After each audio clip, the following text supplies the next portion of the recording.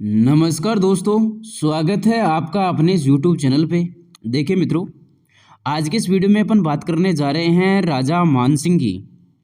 राजस्थान और मुगल संबंध में ये सबसे अंतिम वीडियो है, सबसे अंतिम शासक है। अब तक अपन ने 5 शासकों को कंप्लीट कर लिया है।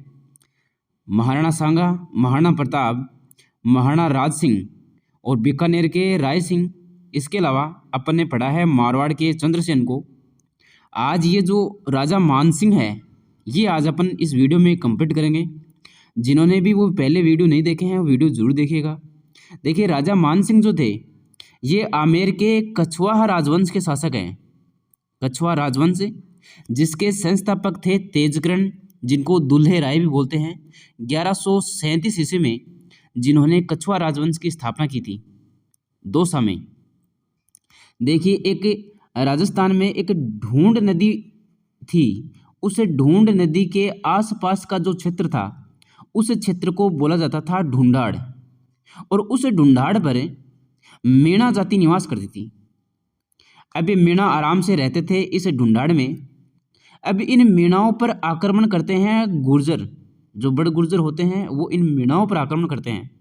और ये जो मीणा है ये सहायता के लिए भाग करके जाते हैं राजस्थान से बाहर एमपी में नरवर नाम की जगह है वहाँ पे।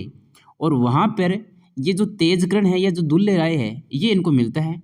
ये तेजकर्ण फिर अपने यहाँ पे आता है राजस्थान में और दौसा में फिर कछवाहा राजवंश की स्थापना करता है। तो उसी कछवाहा राजवंश का एक राजपूत शासक है जिसका नाम है राजा मानसिंह, जिसको मिर्जा राजा के नाम से जानते हैं। यही अपने सिलेबस में दे रखा है। तो कछवाहा राजवंश के संस्थापक है तेजकर्ण या फिर दुल्हे राय। कछवाहा राजवंश की जो कुल देवी है वो है जमवाय माता और इनकी आराध्य देवी वो है शीला माता। कछवाहा राजवंश की राजधानियां जो है वो महत्वपूर्ण है, एग्जाम्स में पूछी जाती है। देखिए, सबसे पहले राजधानी दौसा बनी थी। ये तेजकर्ण यानी कि दुल्हे राय जब यहाँ पे आते हैं राजस्थान में तो दौसा में सबसे पहले अपने कछवाहा राजवंश की स्थापना करते हैं।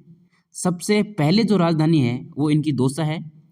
फिर ये तेजकर्ण या दुल्हे राय ही जमवा रामगढ़ को अपनी राजधानी बनाते हैं। उसके बाद में राजधानी बनती है आमेर और फिर राजधानी इनकी बनती है जयपुर। तो ये 4 राजधानियां हैं, ये क्रम से पूछी जाती है। अब मुगलों की अधीनता व वैवाहिक संबंध करने वाला सबसे पहला जो वंश है वो वंश है कछवाहा राजवंश। रियासत की अगर अपन बात करें तो वो आमेर रियासत है। और शासक की अगर अपन बात करें तो इसी वंश का आमेर रियासत का राजा भारमल जो है इसने सबसे पहले वैवाहिक संधि की थी, सबसे पहले मुगलों की अधीनता स्वीकार की थी। तो ये है आपके भारमल। और इस भारमल का पोता जो है उसका नाम है मानसिंह। और ये मानसिंह अपन को पढ़ना है। तो मानसिंह कौन है? ये जो भारमल है इसका पोता है। भारमल कौन? भारमल वह शासक है जिसने सबसे पहले मुगलों से संधि की है, सबसे पहले मुगलों की अधीनता स्वीकार की है। वो है आपका शासक भारमल। और इस भारमल का ही पोता है मानसिंह। भारमल की पुत्री थी जिसका नाम था हरकाबाई।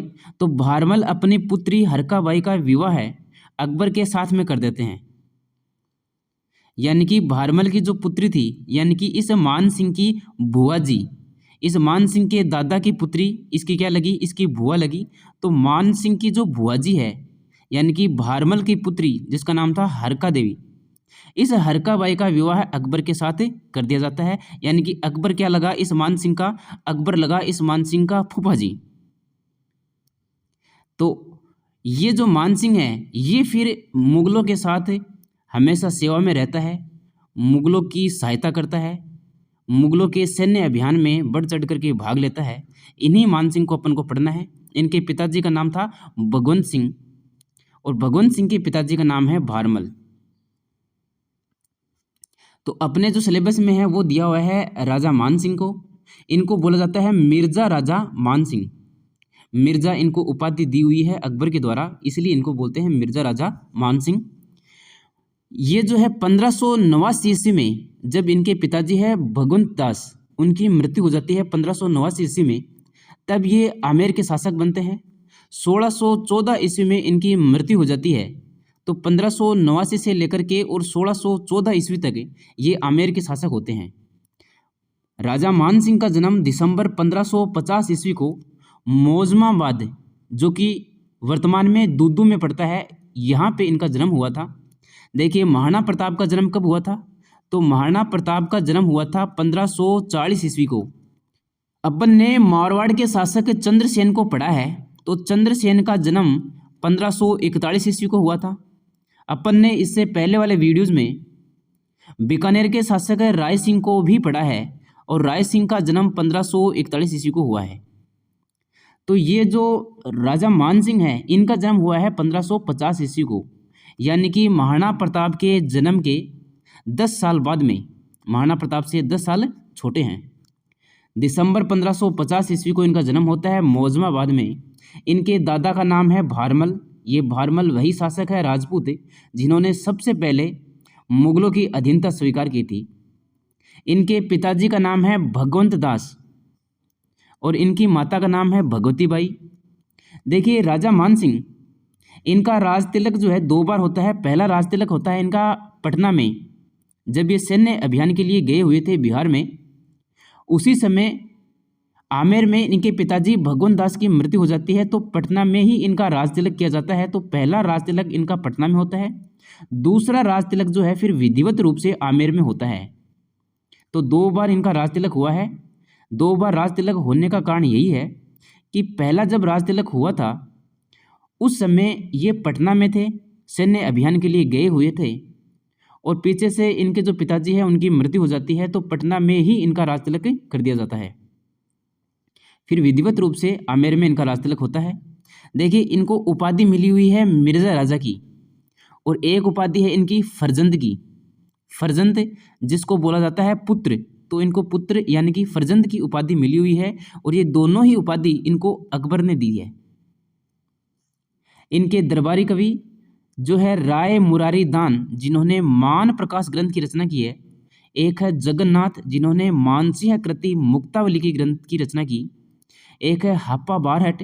एक है पुंडरिक विठल, जिन्होंने राग चंद्रोदय, राग मंजरी, नर्तन निर्णय और दूनी प्रकाश ग्रंथ की रचना की थी। तो ये हैं इनके दरबारी कवि राजा मान सिंह के।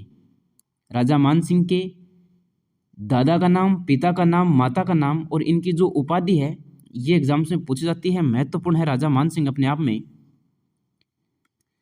देखिए अकबर और मान सिंह की पहली जो भेंट होती है वो होती है आपकी 20 जनवरी 1562 ईस्वी को बेराठ में, और 1562 ईस्वी में ही भारमल की पुत्री जिनका नाम था हरकाबाई, इस हरकाबाई का विवाह होता है अकबर के साथ में। कब होता है? 1562 ईस्वी को ही होता है। उस समय राजा मान सिंह 12 वर्ष के थे, यानी कि 1550 में मान सिंह का जन्म होता है। 1550 के बाद में 1562 ईस्वी में जब इनकी बुआ का विवाह है अकबर के साथ होता है 1562 में, उस समय ये 12 वर्ष के थे। तो दूसरी मुलाकात इनकी अकबर के साथ में विवाह में होती है। पहली मुलाकात या पहली भेंट 1562 में बेराठ में होती है, और दूसरी जो मुलाकात है वो शादी में होती है 1562 में ही, जब हरकाबाई की शादी होती है अकबर के साथ में। उस समय ये 12 वर्ष के थे, और 12 वर्ष की आयु में अकबर की सेवा में चले जाते हैं फिर शादी के बाद में।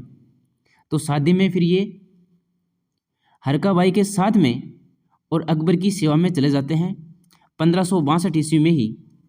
देखिए 1562 से लेकर के और 1614 तक, जब तक ये जीवित रहते हैं तब तक, यानी कि 52 वर्ष तक मुगलों की सेवा करते हैं। तो सबसे ज़्यादा समय तक मुगलों की सेवा करने वाला एकमात्र शासक है जिसका नाम है राजा मान सिंह। समकालीन मुगल शासक कौन कौन है? एक तो है इनके अकबर के बाद में इनके पुत्र जो जहांगीर है वो शासक बनते हैं। तो उनके समय भी मिर्जा राजा मान सिंह शासक होते हैं। अकबर ने मिर्जा राजा और फरजंद की उपाधि दी।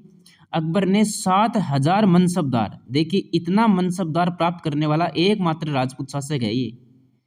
अकबर ने इसे 7000 मनसबदार प्रदान किया था। अकबर के नवरत्नों में शामिल थे। अकबर के 9 रत्न थे, उन 9 रत्नों में मिर्जा राजा मान सिंह भी शामिल थे। 1569 ईस्वी में ये सैन्य अभियान को जाते हैं। पहला सैन्य अभियान होता है ये इनका।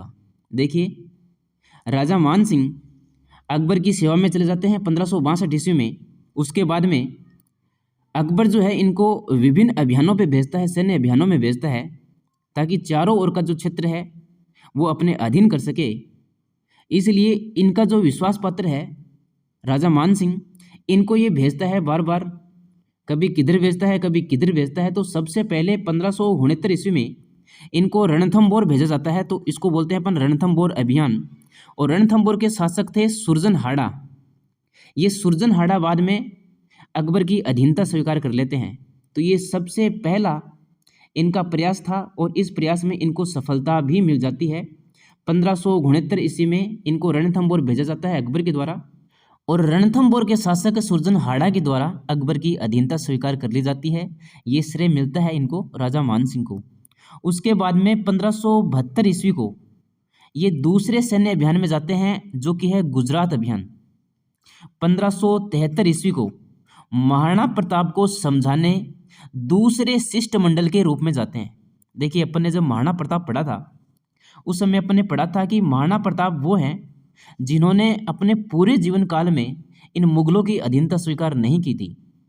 तो महाराणा प्रताप को समझाने के लिए अकबर के द्वारा शिष्टमंडलों को भेजा जाता है। प्रारंभ में 4 शिष्टमंडल भेजे जाते हैं अकबर के द्वारा, जिनको अपन ने एक ट्रिक से याद भी किया था, जम्मा भाटो, कि अकबर तू जम्मा भाटो है कि महाराणा प्रताप तेरी अधीनता स्वीकार नहीं करेंगे।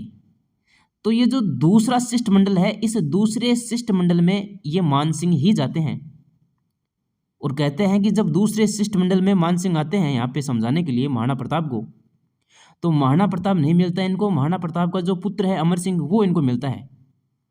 और अमर सिंह इस मान सिंह को एक बात बोलता है। जब ये मान सिंह भड़क जाता है कि अगर आप लोग अधीनता स्वीकार नहीं करोगे तो हम युद्ध करने आएंगे, तो ये अमर सिंह इस मान सिंह को कहता है कि युद्ध करने तू भी आ जाना और तेरे फूफा जी को भी ले आना। इसके फूफा जी का नाम क्या है? अकबर है। 1576 ईस्वी में फिर हल्दी घाटी का युद्ध होता है। इस हल्दी घाटी के युद्ध में मुगलों की तरफ से जो सेनापति था वो था आपका मिर्जा राजा मान सिंह। मान सिंह फिर और भी अभियान करता है। उन अभियानों को अपन को ध्यान में रखना है, ये एग्जाम में पूछे जाते हैं। सबसे पहला और महत्वपूर्ण अभियान है, उसका नाम है काबुल अभियान। देखिए, 1580 ईस्वी में ये काबुल जाते हैं, वहाँ मिर्जा हाकिम को पराजित करते हैं। 1585 में रोशनाइयों और यूसुफ जाइयों का दमन करते हैं और 1585 में फिर इनको काबुल का सूबेदार बना दिया जाता है। देखिए, क्वेश्चन पूछे जाते हैं कि किन किन का सूबेदार इनको बनाया जाता है, तो काबुल का सूबेदार इनको बनाया जाता है 1585 ईस्वी में। फिर काबुल में लाहौर से ये ब्लू पोट्री और मीनाकारी लेकर के अपने यहाँ पे आते हैं। ये क्वेश्चन भी पूछा जाता है, रेट एग्जाम्स में क्वेश्चन पूछा गया था कि लाहौर से मीनाकारी यानी कि ब्लू पोट्री जो है वो लेकर के कौन आए थे, तो मान सिंह लेकर के आए थे। काबुल अभियान के बाद में दूसरा अभियान है इनका बिहार अभियान। 1587 ईस्वी में राजा पूर्णमल को ये पराजित करते हैं और मानपुर नगर की स्थापना करते हैं बिहार में। ये मानपुर नगर कहाँ बनाते हैं? बिहार में। और 1587 में इनको बिहार का सूबेदार बना दिया जाता है। देखिए, 1585 ईस्वी में काबुल का सूबेदार और 1587 ईस्वी में इनको बिहार का सूबेदार बना दिया जाता है। बिहार में फिर ये भवानी शंकर मंदिर का निर्माण करते हैं बैकुंठपुर गांव पटना में। तो ये 2 अभियान हैं इनके। इन अभियानों के अलावा जो अभियान है उनमें सबसे प्रमुख है उड़ीसा विजय। 1592 उड़ीसा के शासक नासिर खां को ये पराजित करते हैं। फिर है इनका बंगाल अभियान 1594 ईस्वी। तो 1594 में ये बंगाल के सूबेदार बनते हैं। देखिए, काबुल के सूबेदार बनते हैं, बिहार के सूबेदार बनते हैं और बंगाल के सूबेदार बनते हैं। बंगाल में राजधानी थी टुंडा, इसके स्थान पर राजधानी बनाते हैं राजमहल को और बंगाल में अकबर नगर की स्थापना करते हैं। 1596 में ये पश्चिम बंगाल के राजा लक्ष्मी नारायण को पराजित कर देते हैं। लक्ष्मी नारायण जब पराजित हो जाता है तो पराजित होने के बाद में वह अपनी बहन अबला देवी का विवाह है इस मान सिंह के साथ में कर देता है। ये घटना है 1596 की पश्चिम बंगाल की। उसके बाद में मान सिंह के पुत्र जगत सिंह की इस समय फिर मृत्यु हो जाती है। तो जगत सिंह की याद में मान सिंह की रानी थी कनकावती। इन कनकावती का ही पुत्र था ये जगत सिंह। तो इस कनकावती ने अपने पुत्र की याद में जगत शिरोमणि मंदिर का निर्माण करवाया आमेर में। ये महत्वपूर्ण क्वेश्चन है, महत्वपूर्ण फैक्ट है कि जगत शिरोमणि मंदिर कहाँ पे है? आमेर में है। इस मंदिर का निर्माण किसने करवाया? कनकावती ने करवाया। किसकी याद में करवाया? तो जगत सिंह की याद में करवाया। राजा मान सिंह पूर्वी बंगाल के राजा केदार को पराजित करते हैं। वह शीला देवी की मूर्ति आमेर मंदिर में प्रतिष्ठित करवाते हैं। वहाँ से शीला देवी की मूर्ति लेकर के आते हैं बंगाल से और उस मूर्ति को यहाँ आमेर मंदिर में प्रतिष्ठित करवाते हैं। 1611 ईस्वी में 1605 ईस्वी में क्या होता है? अकबर की मृत्यु हो जाती है। अकबर का जो पुत्र है जहांगीर वो शासक बनता है। उसके बाद में 1611 ईस्वी में जहांगीर ने अहमदनगर अभियान जो कि महाराष्ट्र में है, दक्षिण भारत में, वहाँ पे इनको भेजा जाता है राजा मान सिंह को जहांगीर के द्वारा। और जुलाई 1614 ईस्वी में इलिचपुर महाराष्ट्र में राजा मान सिंह की मृत्यु हो जाती है। तो ये थे आपके राजा मान सिंह। ये कहाँ कहाँ के सूबेदार बनते हैं ये आपको ध्यान में रखना है। इनके जो अभियान थे ये महत्वपूर्ण है, एग्जाम्स में पूछे जाते हैं। राजा मान सिंह से अगर क्वेश्चन पूछा जाएगा तो वो पूछा जाएगा इनके अभियानों से। इनके जो सैन्य अभियान है वो महत्वपूर्ण है। तो आज का ये वीडियो आप लोगों को कैसा लगा कमेंट बॉक्स में ज़रूर बताइएगा। अब मिलते हैं नेक्स्ट वीडियो में एक नए टॉपिक के साथ में। चैनल पे पहली बार आए हो चैनल को सब्सक्राइब जरूर कीजिएगा। धन्यवाद।